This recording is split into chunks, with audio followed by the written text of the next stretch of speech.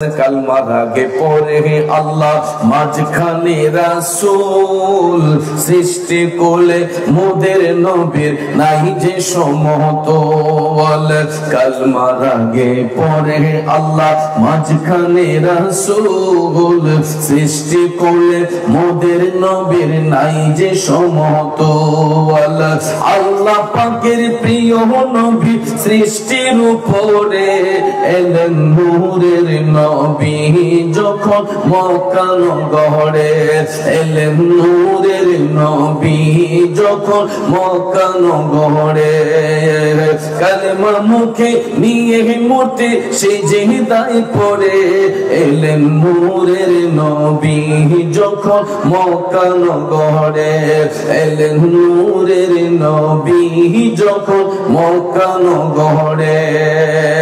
আমরা এমন একজন নবীর উম্মত, ওই নবী ইচ্ছে করে পৃথিবীতে আসেন নাই, দয়াল নবীর আসার কোনো প্রয়োজন ছিল না। আল্লাহ রাব্বুল আলামিন দয়া করে মায়া করে এই অন্ধকার পৃথিবীকে আলোকিত করার জন্য, জগৎকে সুন্দর করার জন্য, পবিত্র বাইতুল্লাহর অপবিত্রতা দূর করার জন্য আল্লাহ রাব্বুল আলামিন আপন হাবিবের নূর মুবারককে সূরতে বাশার রূপ দিয়া এই বিশ্বভুবনের মধ্যে পাঠিয়েছেন। এখন আপনারা বলুন, রাসূল আসাতে আমরা খুশি না বেজার? আর জোরে কোন খুশি না বেজার? এই জন্য বন্ধুরা আমার, বাবাজিরা, আমিও ধনগুনাগারে লিখেছিলাম পবিত্র কোরআনের মাঝে বলে দিলেন আল্লাহ পাকে রহমাতাল লিল আলামিন নূর নবীজির এজাজত কুল কায়নাতের মাঝে মুদের নবী রহমত শ্রেষ্ঠ নিয়ামতের মাঝে শ্রেষ্ঠ নবী মুহাম্মদ শ্রেষ্ঠ নিয়ামতের মাঝে শ্রেষ্ঠ নবী মুহাম্মদ কায়নাতেরি মাঝে মুদের নবী রহমত কুল কায়নাতেরি মাঝে মুদের নবী রহমত। কথা বলেন ঠিক কিনা? আমরা এমন নবীর উম্মত, উনি ইহকালের জন্য রহমত, পরকালের জন্য রহমত। এই জন্য বন্ধুরা আমার, বাবাজিরা, ওই নবী ইচ্ছে করে আসেন নাই, আল্লাহ তাআলা দয়া করে মায়া করে পৃথিবীতে রাসূলকে পাঠাইয়া ওই নবীকে আল্লাহ উপাধি দিয়েছেন রাহমাতাল লিল আলামিন। একটু চিন্তা করে দেখেন, আমার আল্লাহর উপাধি হলো রাব্বুল আলামিন, নবীজির উপাধি হলো রাহমাতাল লিল আলামিন। বন্ধুরে বন্ধু, রাব্বুল আলামিন আমার আল্লাহর উপাধি, রাহমাতাল লিল আমার নবীর উপাধি।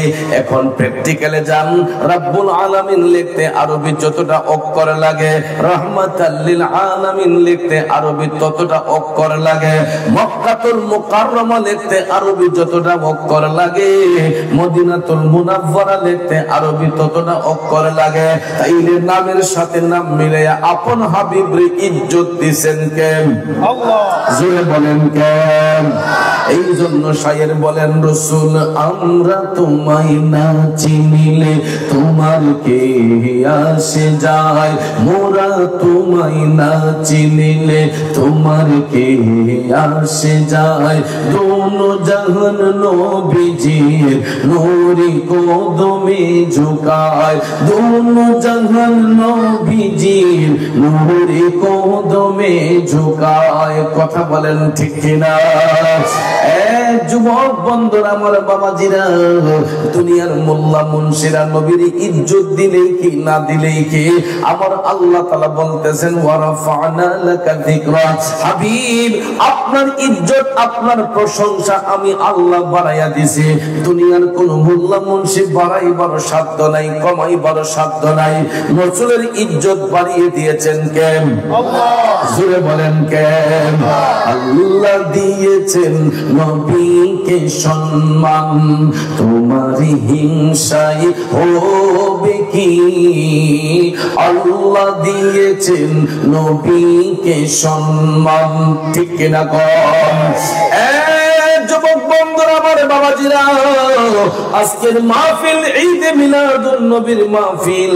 এই জন্য কথাগুলা বলতেছি বাজান, রাসূল ইচ্ছে করে আসেন নাই, আল্লাহ তাআলা দয়া করে মায়া করে পূর্ববর্তী নবীগণের সবার অ্যাপ্লিকেশনের কারণে আমার আল্লাহ মায়ার নবীকে পৃথিবীতে পাঠিয়েছেন।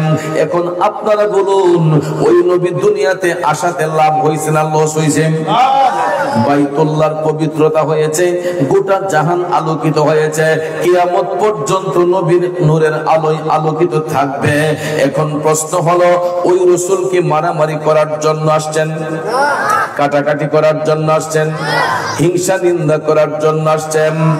রে জল্লা গ্রামের বাবাজিরা, আমরা এমন একজন নবীর উম্মত, ওই নবী মারামারি করতে আসেন নাই, কাটাকাটি করতে আসেন নাই, ফিতনা ফাসাদ ছড়াইতে আসেন নাই, বরঞ্চ সমস্ত ফিতনার অবসান ঘটাইবার জন্য, সমস্ত অপশক্তিকে রুখে দেওয়ার জন্য, রাহমাতাল লিল আলামিন মায়ার নবী, দয়ার নবী, সত্য প্রচারের জন্য মহান আল্লাহর পক্ষ থেকে পৃথিবীতে শুভাগমন করেছেন। কথা বলেন ঠিক কিনা? এই জন্য কবি বলেছেন, সত্যের দাওয়াতে দিলেন নবীজি, আমরা সত্যের দাওয়াতে দিলে আল্লাহ পাক রাজি। সত্যের দাওয়াতে দিলেন নবীজি, আমরা সত্যের দাওয়াতে দিলে আল্লাহ পাক রাজি। আল্লাহকে রাজি করে সঠিক প্রেমিক হও, নবী তুমি আমার হয়ে যাও, নবী তুমি আমার হয়ে যাও। আমি তোমার, তুমি আমার, আমি তোমার, তুমি আমার, একবার কথা দাও, নবী তুমি আমার হয়ে যাও, নবী তুমি আমার হয়ে যাও। একটা জবানও বন্ধ রাখবেন না, চিৎকার মেরে বলুন আল্লাহু আকবার। এ নবীর প্রেমিকেরা, মদিনার কামলিওয়ালা নবী এই পৃথিবীতে আইসা অস্ত্র হাতে নিয়ে, বোমা হাতে নিয়ে আমার রাসূল সত্যে প্রচার করেন নাই। মধুমাখা জবান মুবারক দিয়া আমার নবী যখন সত্যের দাওয়াত দিতেন, অনেক কাফির মুশরিকদের অন্তরটা মোমের মতো নরম হয়ে যাইত, ঠিক কিনা কোন? কিন্তু আবু জেহেল, আবু লাহাব, এদের কাছে যতই মিষ্টি কণ্ঠে বলা হোক না কেন, এরা কখনো হেদায়েত প্রাপ্ত হবে না। কারণ আল্লাহ তাআলা তাদের অন্তরের মধ্যে মোহর মেরে দিয়েছেন, শিল মেরে দিয়েছেন। কথা কোন ঠিক কিনা? কিন্তু ভাইরা আমার, এমন কিছু বেদিন আছে যারা আমার নবীর জবান মুবারকের বাণী শুইনা মোমের মতো এরা গলে গেছে। নবীর নুরানি আদর্শ দেখে মোমের মতো এরা গলে গেছে। এর একটা বাস্তবতা হলো মিশকাত শরীফের মধ্যে বর্ণনা এসেছে, আমার রাসূল ইসলামের প্রথম যুগে যখন খলিফাতুল মুসলিমিন হযরতে ওমর ইবনুল খাত্তাব রাদিয়াল্লাহু তাআলা আনহু যখন ইসলামের সুশীতল ছায়ায় আসলেন, তখন হযরত ওমর বলেছিলেন, নবী গো, ইয়া রাসূলুল্লাহ, আমার এই তরবারি সব সময় ইসলামের বিপক্ষে ছিল, কিন্তু নবী গো, আমি যখন আপনার নুরানি কদম মোবারকে কুরবান হয়ে গেলাম, এখন থেকে আমার এই তরবারি ইসলামের পক্ষে কাজ করবে, সত্যের পক্ষে কাজ করবে। আল্লাহু আকবার। এই বলেন আমার মদিনার কামলিওয়ালা নবী হযরত ওমর ইবনুল খাত্তাব রাদিয়াল্লাহু তাআলা আনহুর এই কথাটাকে রাসূল কবুল করেছেন, পছন্দ করেছেন। এর ধারাবাহিকতায় মদিনার কামলিওয়ালা নবী হযরত ওমর রাদিয়াল্লাহু তাআলা আনহুকে সফর সঙ্গী বানাইয়া আমার নবী যখন কালেমার দাওয়াত দিতেন, দিতে যাইয়া বাজান আরব দেশে একটা গোত্র আছে, ওই গোত্রের নাম বনু কুরাইজা। নাম কি? বনু কুরাইজা গোত্রের সমস্ত ছিল ইহুদি, এখানে কোনো মুসলমান ছিল না। আমার মদিনার কামলিওয়ালা নবী, মায়ার নবী, দয়ার নবী ওই রাস্তা দিয়ে যখন হেঁটে যাচ্ছেন, হঠাৎ করে মদিনার কামলিওয়ালা নবী একটা ইহুদিকে ডাক দিলেন, একটু এদিকে আসো। ডাক দেওয়ার পরে ইহুদি আসলো। আমার রাসূল মুস্কি হেসে বলতেছেন, ভাই তুমি কালেমা পড়ো। লা ইলাহা ইল্লাল্লাহু মুহাম্মাদুর রাসূলুল্লাহ। আমার রাসূল দাওয়াত দিয়েছেন, কোন অসুবিধা আছে? রাসূল দাওয়াত করলেন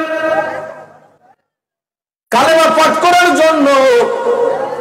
ইহুদি কোনো কথা নাই, বার্তা নাই আমার নবীর প্রতিবাদটা করার জন্য। ওই ইহুদি কালেমা পড়বে দূরের কথা, বরঞ্চ তার হাত উঠাইয়া আমার নবীর গাল মুবারকের মধ্যে ঠাস করে একটা চর মেরে দিছে। জোরে কন্যা নাউজুবিল্লাহ, আর জোরে কন্যা নাউজুবিল্লাহ। ইহুদির বাচ্চা যখন রাসূলের শরীর মুবারকে হাত উঠাইল, সঙ্গে সঙ্গে হযরত ওমর কোমর থেকে টান দিয়ে তরবারিটা বের করে বললেন, নবী গো, ইয়া রাসূলুল্লাহ, আমারে শুধু একটা বার আদেশ করেন নবী গো, এই ইহুদির বাচ্চার কেল্লাটা আমি আলাদা করে দিতে চাই। কারণ যেই নবীর শরীর মুবারকে মশা মাছি পর্যন্ত বসে না, যেই নবীর শরীর মুবারকে মশা মাছি বসে আল্লাহ হারাম করে দিয়েছেন, এই নবীর নুরানি শরীর মুবারকের মধ্যে ইহুদির বাচ্চা আঘাত করেছে। আমি দুনিয়াতে থাইকা লাভ কি ইয়া রাসূলুল্লাহ, আপনি শুধু আমারে একটা বার অনুমতি দেন, আমি ওই ইহুদির বাচ্চার কেল্লাটা একটু আলাদা করে দেই। আমার রাসূল সঙ্গে সঙ্গে হযরতে উমরের তরবারির মধ্যে ধইরা রাসূল বললেন, উমর, তুমি কি কোরআনের এই আয়াত শোনো নাই? ইন্নাল্লাহা মা'আস সাবিরিন।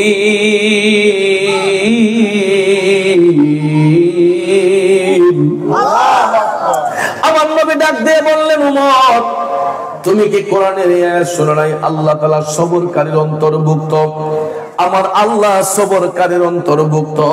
এই জন্য দয়াল নবী হযরত উমরের হাত থেকে তরবারিটা রাসূল কাইরা নিয়ে বললেন, যাও উমর, তুমি হুজরাতে চলে যাও, তোমার বাড়িতে চলে যাও। ইহুদির পিঠের মধ্যে হাত বোলাই আমার রাসূল বললেন, যাও তুমিও তোমার বাড়িতে চলে যাও। দুইজনকে রাসূল মীমাংসা করে বললেন, দুইজন দুই রাস্তায় যাও। অথচ আঘাত খাইছেন আমার রাসূল নিজে, ঠিক না ঠিক? নবীজির শরীর মোবারকে আঘাত লেগেছে, এরপর রাসূল দুইজনকে ধৈর্যের শিক্ষা দিয়ে দুই বাড়িতে পাঠিয়ে দিলে। ইহুদিকে বললেন, ভাই তুমি চলে যাও। উমরকে বললেন, উমর যাও, তুমি হুজরাতে যাও। কারণ হযরতে উমরকে এই জন্য রাসূল যেতে বললেন, তিনি এমন রাগী সাহাবী ছিলেন যার পায়ের শব্দ শুনলে শয়তান পর্যন্ত ভয় পাইত। সুবহানাল্লাহ, শয়তান পর্যন্ত ভয় পাইত। হযরত উমর রাদিয়াল্লাহু তাআলা আনহু যেই রাস্তা দিয়ে হেঁটে যাইতেন, বাজানো আমার মদিনার কামলিওয়ালা নবী এই পরিস্থিতি দেখা দুইজনকে দুই দিকে পাঠাইয়া এবার রাসূল হুজরা শরীফে যান নাই। আমার মদিনার কামলিওয়ালা নবী হাইটা হাইটা চলে গেলেন ওই ইহুদির বাড়ির মধ্যে। সুবহানাল্লাহ। কোন ইহুদি? যেই ইহুদি আমার রাসূলের শরীর মুবারকে আঘাত করেছে, আমার নবীর গাল মুবারকে চড় দিয়েছিল। আমার রাসূল আবার ওই ইহুদির বাড়িতে যাইয়া তারে ডাক দিলেন, কি ভাই আপনি ঘরে আসেননি? ইহুদি মনে করছে আমার নবী মনে হয় প্রতিবাদ করার জন্য মনে হয় গেছেন। নাউজুবিল্লাহ কোন? সে মনে করছে রাসূল মনে হয় প্রতিবাদ করার জন্য তার বাড়িতে গেছেন। ইহুদি হাতের মধ্যে তরবারি নিছে, নিয়ে ঘর থেকে বেরিয়েছে। আমার রাসূল তার এই বাচন ভঙ্গি দেখা নবীজি মুস্কি মুস্কি হাসতেছেন। সুবহানাল্লাহ। এমন দয়ালো নবী আমরা কোথায় গেলে পাবো রে, এমন নূরের নবী আমরা কোথায় গেলে পাবো রে। খারাপ লাগতেছে বাজিরা। আমার রাসূল হাইটা হাইটা ওই ইহুদির বাড়ির মধ্যে যাইয়া তারে ডাক দিয়ে বের করলেন। বের করার পরে দেখা যায় ইহুদি হাতের মধ্যে তরবারি নিয়ে দাঁড়ায় আছে। হযরতে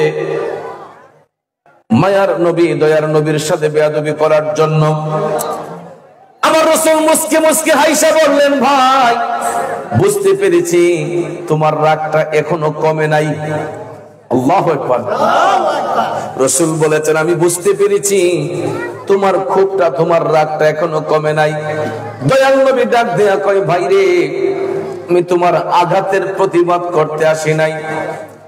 তুমি যে আমাকে আঘাত করেছ, আমি তোমার বাড়িতে খবর নিতে আসলাম, আমার গালে আঘাত কইরা তোমার হাতের মধ্যে কোনো ব্যথা লাগছে নি? আল্লাহু আকবার।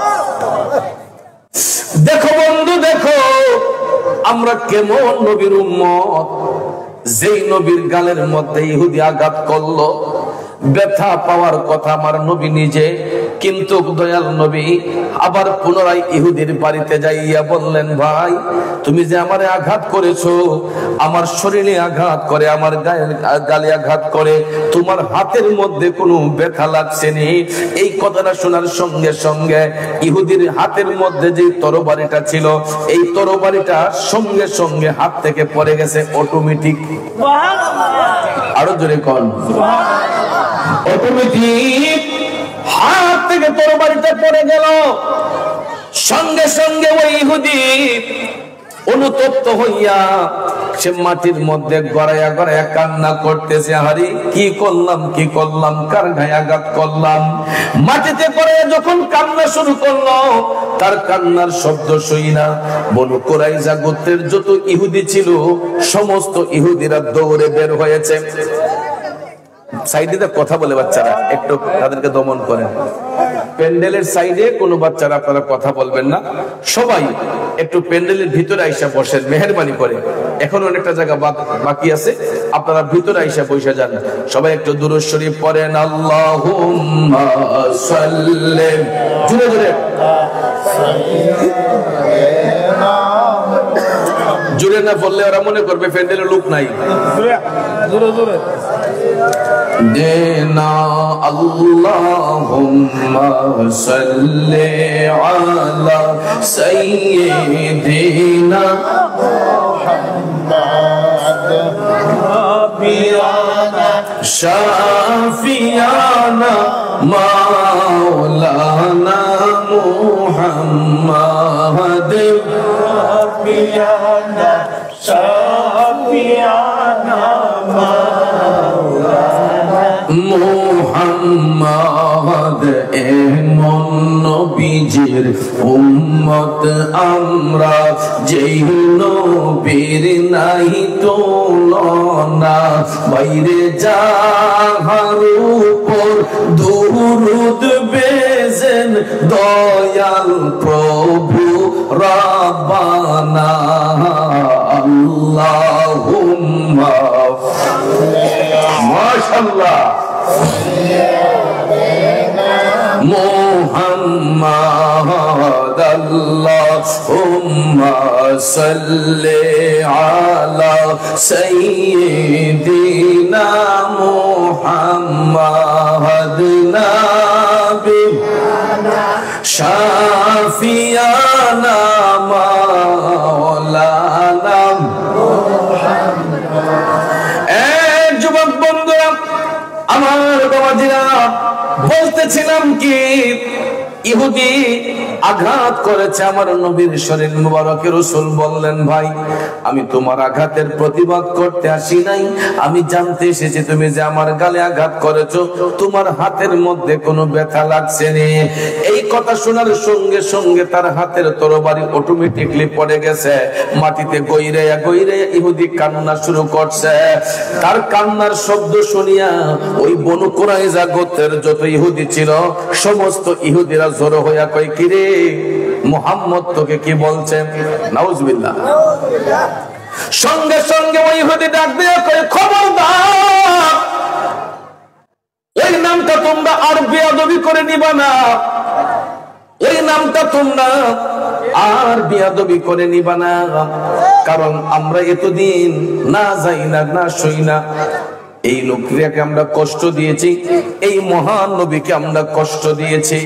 কয় কেন, কি হয়েছে?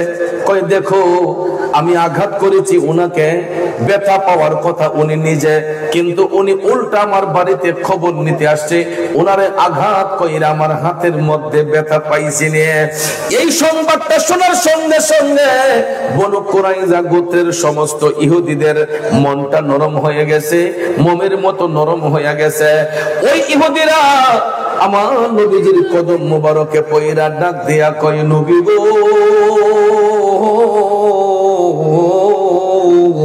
ইয়া রাসূলুল্লাহ, মায়ার নবী গো, আমরা ভুল করেছি, আমাদেরকে ক্ষমা করে দেন। ইয়া রাসূলুল্লাহ, আমরা ওয়াদা করতেছি আর জীবনে কোনোদিন অন্যায় করব না, জীবনে কোনোদিন আপনার শরীর মোবারক আঘাত করব না। ইয়া রাসূলুল্লাহ, নবী গো, আপনারা সবাই এই মুহূর্তে আপনি কালেমা পড়াইয়া মুসলমান বানাইয়া দেন। জোরে কি সুবহানাল্লাহ বলবেন না? সমস্ত ইহুদিরা কালেমা পড়ে মুসলমান হয়ে গেল। সুবহানাল্লাহ বলবেন না? অথচ দেখেন, রাসূল যদি বলতেন উমর তুমি তারা সাইজ করে লে, হযরতে উমরের যেই রাগ ছিল, যেই তরবারির শক্তি ছিল, তিনি ইচ্ছে করলে মুহূর্তের মধ্যে ওই ইহুদিরে কতল কইরা দিতে পারতেন কিনা? কথা কোন পারতেন কিনা? কিন্তু আমার রাসূল ধৈর্যের শিক্ষা দিলেন যে উম্মত তুমি ধৈর্য ধরো, কারণ ক্ষমাই হচ্ছে মমতার লক্ষণ। ঠিক না ঠিক? যেই ব্যক্তি ক্ষমা করতে জানে, আল্লাহ রাব্বুল আলামিন তাকে ভালোবাসতে জানে। কথা কোন ঠিক না ঠিক? যে মানুষকে ক্ষমা করতে জানে, আল্লাহ তাকে ভালোবাসতে জানে। কথা কোন ঠিক না ঠিক? এই জন্য ভাইয়ের আমার, বর্তমান যে সিচুয়েশন, আমরা দেখা যায় প্রতিহিংসার জের ধরে এক ভাই আরেক ভাইয়ের আঘাত করি, এক ভাই আরেক ভাইয়ের হক নষ্ট করি, এক ভাই আরেক ভাইকে ছিন্ন ছাড়া করে দিতে চাই, বিট ছাড়া করে দিতে চাই। আছে কিনা এরকম প্রতিহিংসা? এটা ইসলাম সাপোর্ট করে না। ইসলামের কোন মানুষ এই সমস্ত বর্বরচিত কাজ করতে পারে না। কথা কোন ঠিক না বেঠে? এই জন্য বন্ধুরা আমার, বাবাজিরা, কবি বলেছেন মন ভাঙ্গে না মসজিদে ভাঙ্গে, ভাঙ্গে আমার আল্লাহর ঘর, ভাঙ্গে আমার আল্লাহর ঘর, মন মন্দিরে আল্লাহর বাড়ি, ব্যথা দিস না তার ভিতর। কথা কোন ঠিক কিনা? এই জন্য ভাইয়েরা আমার, মানুষের দিলের মধ্যে আঘাত দিতে নাই। মানুষের দিলের মধ্যে আঘাত করা আল্লাহর কাবা ঘরে আঘাত করার শামিল। বন্ধুরে, এই জন্য আমার দয়াল নবীর শিক্ষাটা দেখেন, রাসূল নিজে আঘাত খাইলেন, কিন্তু ইহুদিকে বললেন আমি তোমার প্রতিবাদ করতে আসি নাই, জানতে এসেছি তুমি আমার আঘাত কইরা তোমার হাতে ব্যথা লাগছেনি। এই কথাটা শোনার পরে ইহুদি মনে করছে যে তার বুকের মধ্যে মনের মন পাথর গিয়া তার বুকের মধ্যে চাপ দিছে, এবং খুব কঠিন একটা সেল গিয়া তার কলিজার মধ্যে ঢুকছে। কারণ শুধু তরবারি দিয়ে আঘাত করলে আঘাত নয়, কথার আঘাতটাও কিন্তু সবচেয়ে বড় আঘাত। কথা কোন ঠিক না ঠিক? তরবারি দিয়ে বাড়ি দিলেই শুধু আঘাত নয়, কথার আঘাতটাও কিন্তু অনেক বড় ধরনের আঘাত হয়। কথা কোন ঠিক না ঠিক? আর আমার রাসূল মধুমাখা জবান মোবারকে এমন একটা কথা বলছেন, যেই কথাটা শুনে ওই ইহুদি সহ তার গোত্রের যত ইহুদি ছিল সবার মনটা নরম হয়ে গেছে, সবাই কালেমা পড়া মুসলমান হয়ে গেছে। এটা কি বলা হয়? ইসলাম। এটারে বলা হয় সত্য প্রচার। জোরে কোন সুবহানাল্লাহ।